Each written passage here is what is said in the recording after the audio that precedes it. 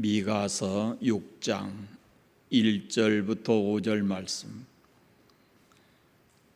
하나님의 말씀 한 목소리로 같이 읽겠습니다. 너희는 여호와의 말씀을 들을지어다.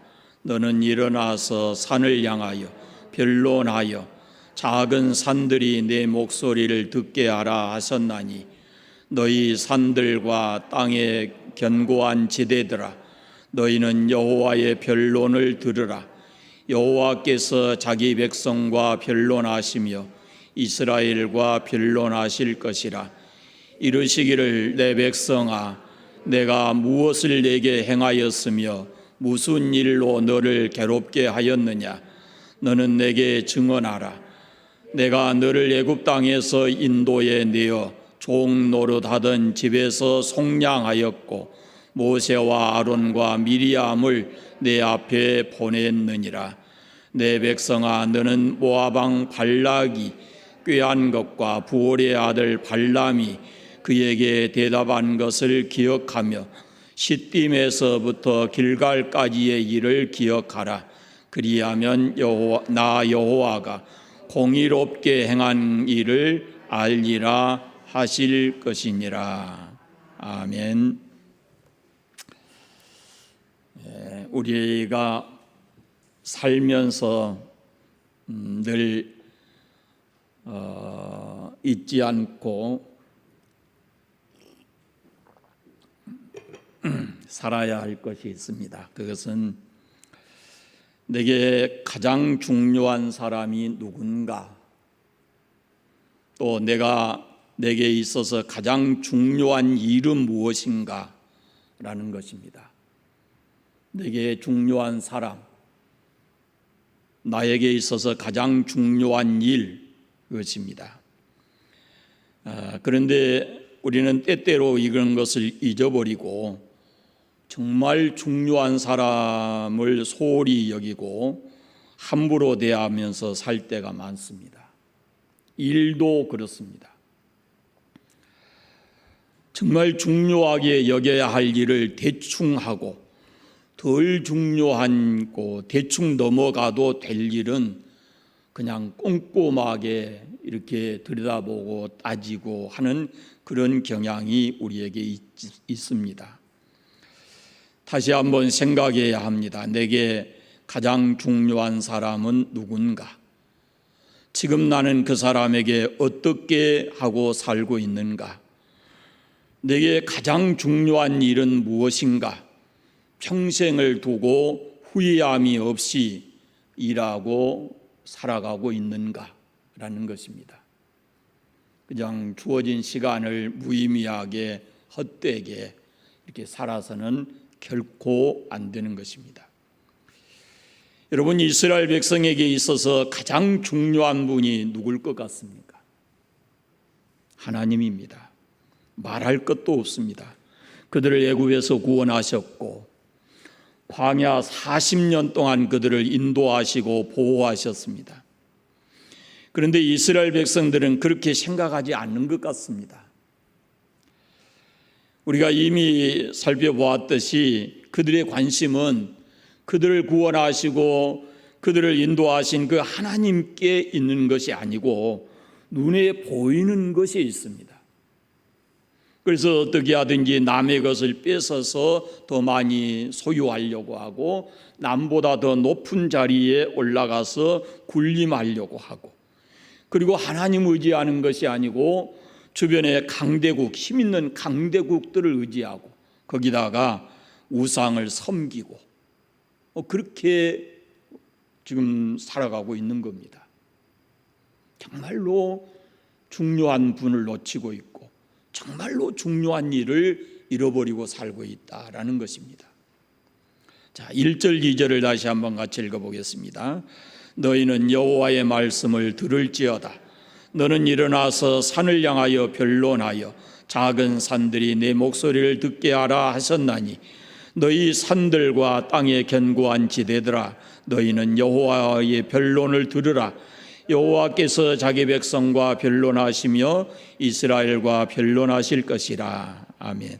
지금 하나님께서는 이스라엘 백성들과 변론하시고 이스라엘과 그 변론하실 것이라 이렇게 말씀을 해요. 그런데 산과 작은 산들, 그리고 산들과 땅의 견고한 지대들을 증인으로 세웁니다. 아마 거기에 몇 가지 이유가 있을 것 같습니다. 본래 하나님께서 사람들과 언약을 맺었죠. 그런데 그 언약을 맺고 나서 그 언약의 유효기간이 1년, 2년이 아니고 언약은 계속해서 끝나지 않는데, 그런데 언약을 맺은 사람들은 어떻습니까? 세월이 지나면은 이 사람들이 영원하지 않기 때문에 그 사람들이 하나하나 사라지는 거죠. 죽고 없어요.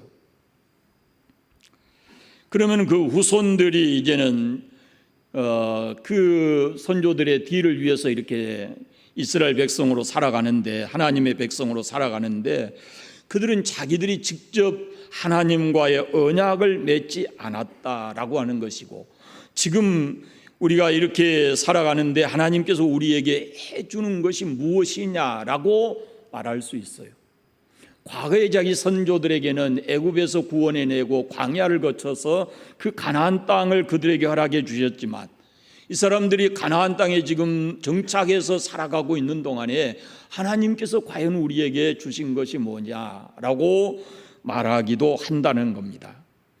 그래서 하나님께서는 변하지 않는 산들을 향해서 그 산들을 세워서 증인을 삼으신 겁니다.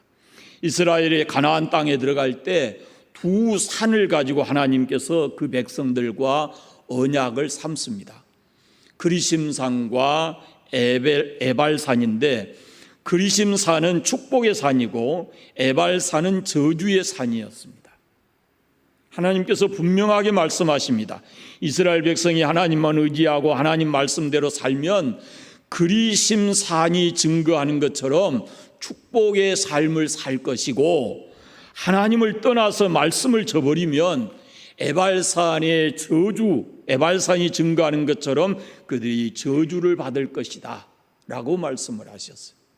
그렇게 언약을 세운 거예요. 그런데 이 두 산이 지금 증인이라, 그런 말씀입니다. 또 하나, 산들이 증인이 되는 것은요, 이스라엘 백성들이 우상을 섬긴 장소가 이 산들과 무관하지 않습니다. 큰 산, 작은 산 할 것 없이 백성들이 우상을 만들고 섬긴 장소가 바로 산이었습니다. 그러니까 무엇보다도 확실한 증인이 될 수 있는 것이 산이고 그 견고한 지대, 땅들이었습니다. 그리고 하나님께서 그 백성들에게 이렇게 묻습니다. 3절을 같이 보겠습니다. 3절, 이르시되 내 백성아, 내가 무엇을 내게 행하였으며 무슨 일로 너를 괴롭게 하였느냐, 너는 내게 증언하라. 무엇이 불만이냐라는 거 묻습니다. 너희가 내게서 떠나게 된 이유를 말해보라 하는 것입니다. 내가 너희를 괴롭게 한 일이 무엇이냐고 하나님께서 묻고 계십니다. 무엇이 괴로워서 나를 떠난 것이냐라고 하나님께서 묻고 계시는 겁니다. 사랑하는 여러분, 왜 하나님의 백성들이 하나님을 향해서 원망을 합니까? 왜 하나님의 곁을 떠나갑니까? 이스라엘 백성들과 오늘 우리 성도들이 다르지 않다고 생각이 됩니다. 이스라엘 백성들이 원하는 게 뭐였냐면은 현실에서의 풍요로운 삶입니다. 그리고 안전한 것입니다. 그런데 어떻습니까? 하루아침에 그들이 풍족해집니까? 그게 아니거든요. 가나안 땅에 들어가서 정착해 살다 보니까 하나님을 섬기는 그들보다 가나안 원주민들이 더 잘 사는 거예요. 농사를 지어도 잘 되고, 그리고 자신들의 미래에 대해서 이들은 늘 불안한 마음을 가지고 삽니다. 주변에 강대국들이 있어서 늘 이 침략에 들어오는 거예요. 농사를 지어놓으면 다 뺏어갑니다. 그러니까 항상 불안함을 안고 살아가는 겁니다. 그런데 주변의 강대국들을 보니까 우상을 섬긴단 말이에요.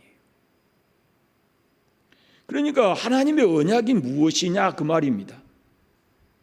지금 하나님의 백성인 자기들보다 우상을 섬기는 그 땅에 원래 살았던 원주민들이 훨씬 더 농사를 해도 결실이 좋고 풍족하고, 또 우상을 섬기는 이방 사람들이 그 사람들이 더 강하고, 그러니까 이스라엘 백성들의 눈에 보이는 것이 하나님이 우리에게 있어서 무엇이냐라는 겁니다.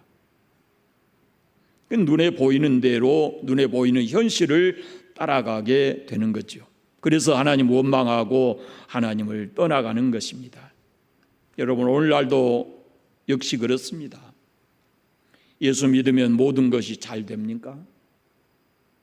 그렇지 않습니다.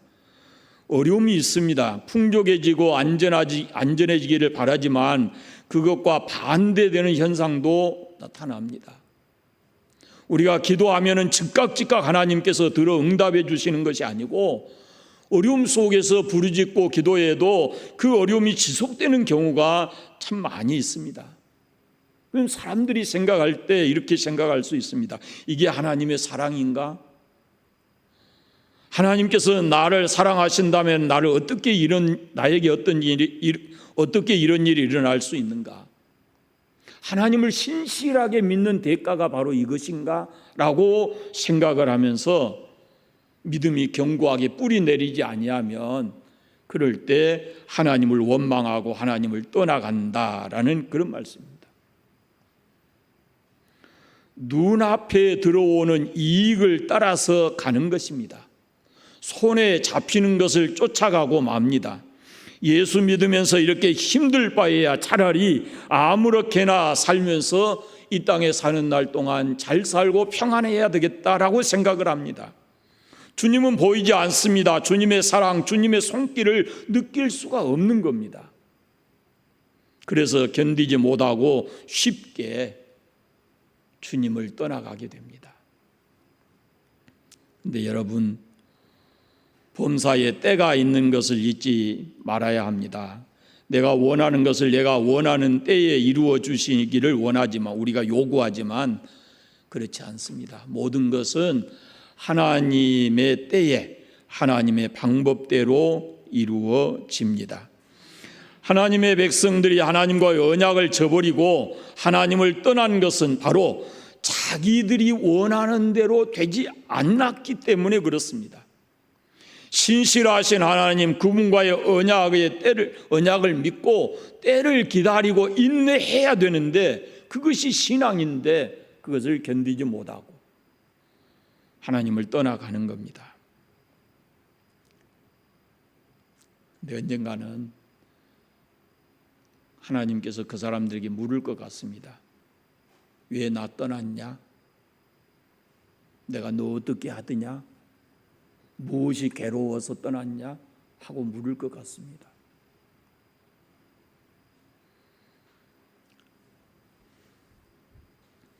하나님께서 이스라엘 백성들에게 하시는 말씀을 계속 보겠습니다. 4절 5절을 같이 읽어보겠습니다. 내가 너를 애굽 땅에서 인도하여 내어 종노릇 하던 집에서 속량하였고 모세와 아론과 미리암을 내 앞에 보냈느니라. 내 백성아, 너는 모압 왕 발락에 꾀한 것과 부올의 아들 발람이 그에게 대답하는 것을 기억하며 시딤에서부터 길갈까지의 일을 기억하라. 그리하면 나 여호와의 공의롭게 행한 일을 알리라 하실 것이니라. 우리가 이 말씀을 좀 주의 깊게 볼 필요가 있습니다. 하나님께 우리가 감사하며 평생을 하나님 떠나지 않고 살기 위해서는 이 말씀을 깊이 보아야 합니다. 이스라엘 백성이 왜 하나님 원망하고 하나님과의 언약을 깨고 떠난 것입니까? 이 사실을 잃어버린 거예요. 이걸 기억하지 않는 거예요. 첫째는 구원의 은혜를 잃어버렸습니다. 구원의 은혜를 잊었어요. 그들이 누구며 어떻게 살았습니까?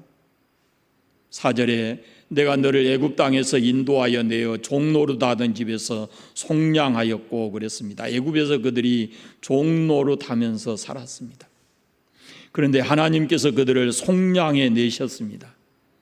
속량이라는 말은 몸값을 지불하다, 대가를 지불하다라는 것입니다. 하나님께서 그들을 속량하시기 위해서 어떤 대가를 지불하셨나요? 이스라엘 백성들을 속량해 내기 위해서는 이스라엘 각 가정에서 그 양들을 잡았습니다. 그러니까 수많은 양들이 죽었습니다. 그 어린 양의 피를 문 임방과 설주에 발라진 것을 보고 그 집을 넘어가고 그들을 구속해 냈지요. 그들이 지금 가나안 땅에 들어와서 하나님 말씀대로 그들을 가나안 원주민들을 다 쫓아내지 못하고 원주민들과 함께 살고 있지만 분명히 그들은 가나안 원주민들과는 다른 사람들입니다. 현재만 놓고 그들과 비교해서는 안 되는 것입니다. 여러분, 우리가 이 교회를 떠나서 세상 속에 나가면 세상 사람들과 같이 한 모습으로 살아갈 수 있습니다. 그러나 우리가 잊어서는 안 될 것이 있습니다. 나는 예수 그리스도의 피로 구원받은 하나님의 백성이다라는 것을 잊지 않아야 됩니다. 어디에 있든지 누구와 함께 있든지 그걸 잊지 않아야 되는 겁니다. 현재 가지고 있는 재산만 가지고 비교해서도 안 되고, 현재 앉아 있는 자리만 가지고도 세상 사람과 비교해서도 안 되는 겁니다. 우리는 하나님의 은혜 가운데서 구원받은 하나님의 백성이라는 거죠. 이걸 잊으면 안 돼요. 우리가 구원의 은혜를 잊어버리면 원망할 수 있습니다. 작은 것 때문에도 하나님을 등지고 떠날 수 있습니다. 작은 손해만 봐도, 기분만 좀 나빠도, 상처를 입어도 주님을 떠날 수 있다, 그런 말입니다. 그러나 이걸 잊으면 안 돼요. 우리가 어린 양 예수의 피를 값으로 주고 사신 하나님의 자녀, 하나님의 백성, 천국의 시민이라고 하는 사실을 우리가 잊어서는 안 되는 것입니다. 몇 푼의 돈과 구원을 바꿀 수 없지 않습니까? 잠깐 머무는 이 세상 자리와 천국을 바꿀 수 없잖아요.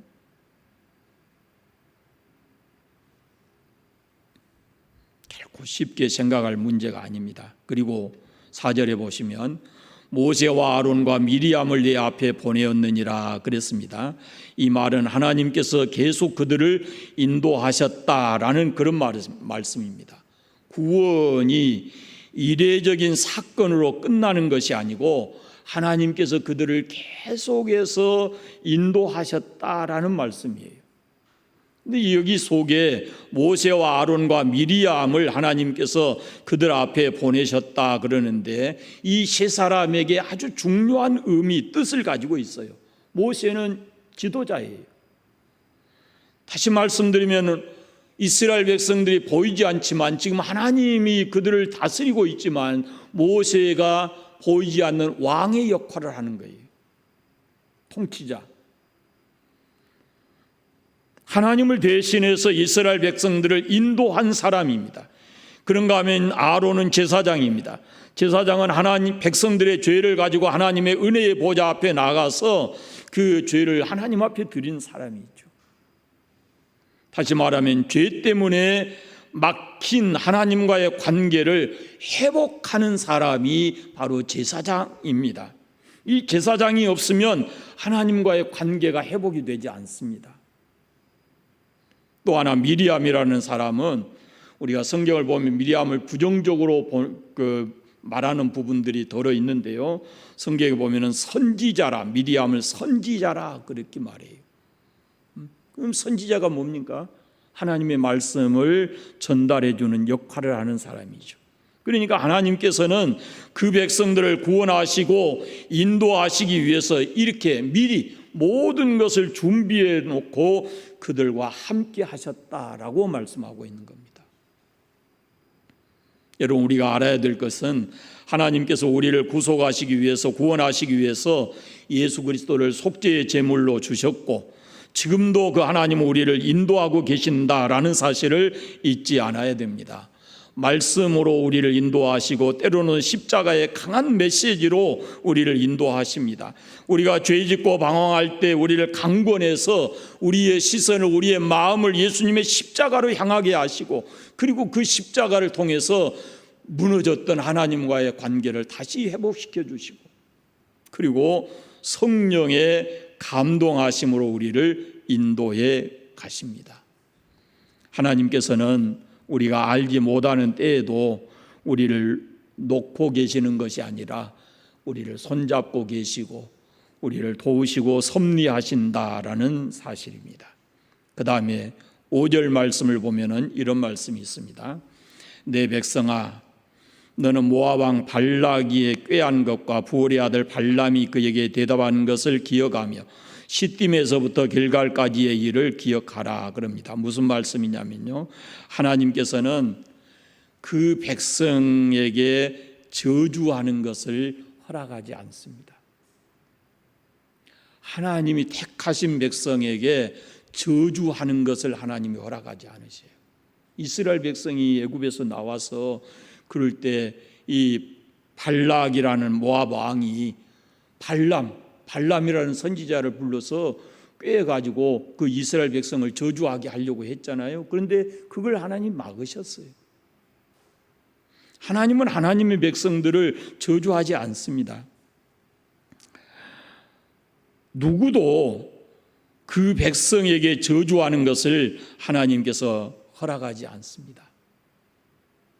상당히 오래된 이야기인데요, 기독교 신문에 난 기사입니다. 저 서울에서 일어났던 일인데 기사도 났고 교인들 간에 굉장히 큰 화제가 돼서 서로 얘기가 주고받았던 그런 문제예요. 어떤 교회에서 이 건축 문제로 당회를 하다가 어떤 한 장로님과 목사님이 서로 의견이 굉장히 이렇게 충돌이 돼서 심하게 다투었다고 합니다. 다투다가 목사님이 장로님을 저주했대요. 그러다 보니까 당회가 그냥 곱게 끝날 수가 없었겠지요. 그런데 당회를 그렇게 어떻게 이제 다 마무리도 하지 않고 이렇게 나오면서 목사님이 다시 그 장로님을 향해서 그대로 될지어다 하고 또 말을 했대요.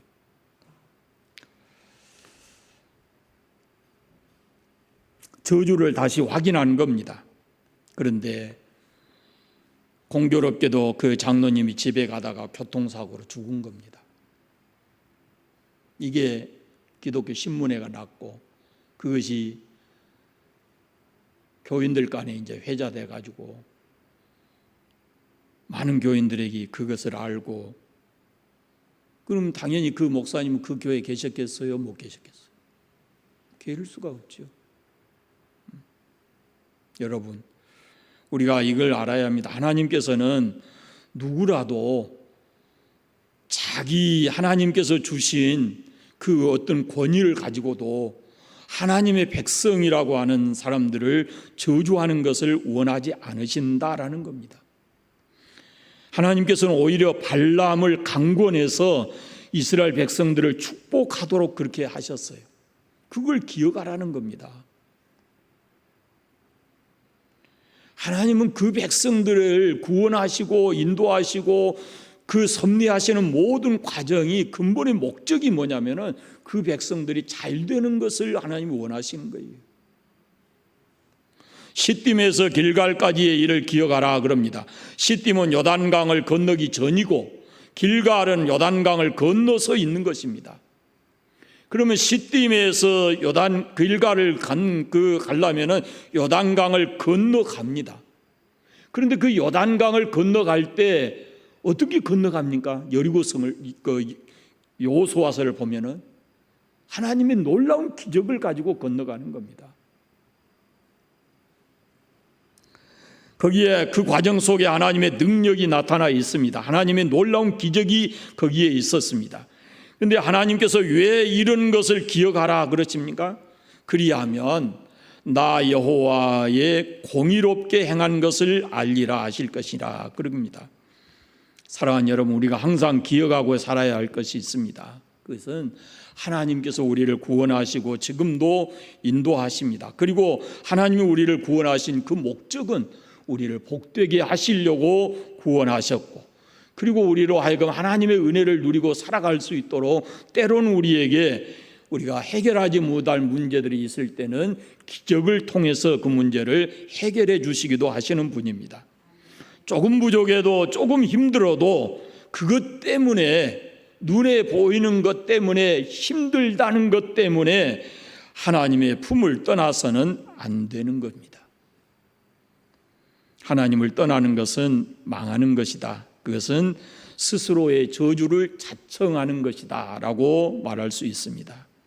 여러분, 우리의 삶을 어둠이 잠시 가릴지라도 때로 우리가 원하지 않는 고통의 삶이 우리에게 와서 그 고통 때문에 하나님이 보이지 않을지라도 기다려야 합니다.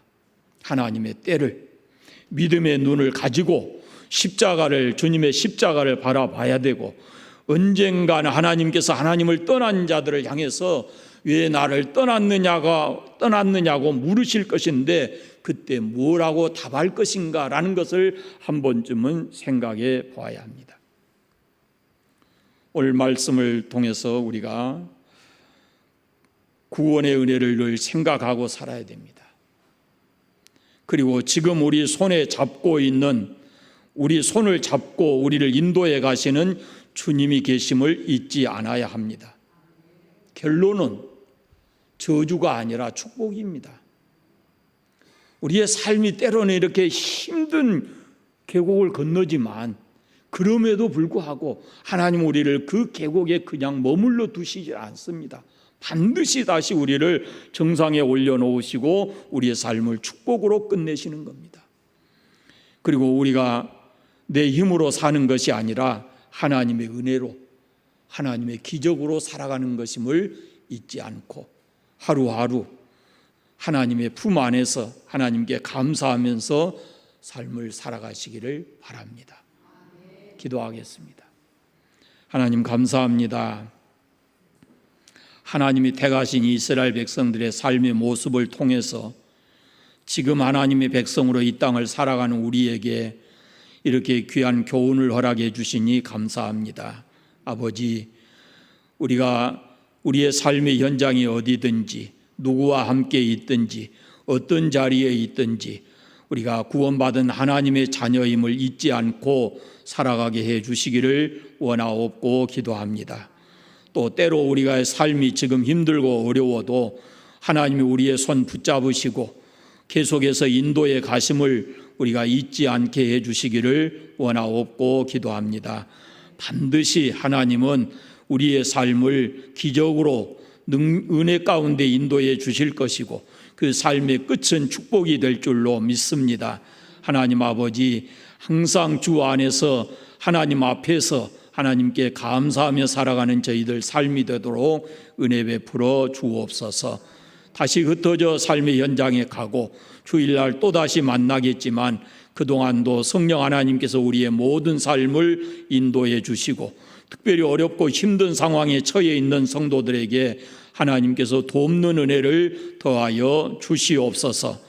예수님의 이름으로 기도드립니다. 아멘.